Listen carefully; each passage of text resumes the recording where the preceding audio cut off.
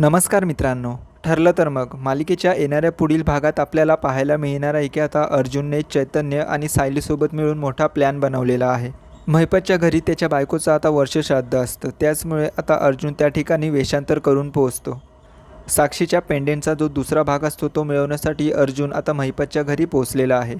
त्या ठिकाणी प्रिया अगोदरच आलेली असते. त्यावेळेस मात्र अर्जुनला जराही धक्का बसत नाही, कारण त्याला चांगलंच माहिती आहे प्रिया आणि साक्षी एकमेकांसोबत मिळाले आहेत. अर्जुनला चांगलंच माहिती असतं की प्रियापासून आपल्याला सावध राहायला हवं.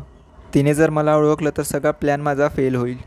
तर आता घराची शांती म्हणून साक्षी आता सगळ्या रूममध्ये अर्जुनला घेऊन जात असते. तिला असं वाटत असते की हा बाबाच आहे.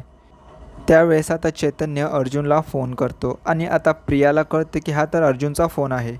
प्रिया आता चाराचे दोन करत संशय लावते की हा तर अर्जुनच आहे. तर अर्जुनच्या हाती पेंडंट लागलेलं असतं आणि अर्जुन आता लगेच तिथून पळ काढण्याचा प्रयत्न करत असतो. पण त्याचवेळी आता प्रिया अर्जुनचा हात पकडते आणि म्हणते की बाबा मला तुमच्याशी महत्त्वाचं बोलायचं आहे. तर आता अर्जुन प्रियाच्या तावडीतून स्वतःला कसं वाचवणार हे पाहणं खूपच रंजक ठरेल.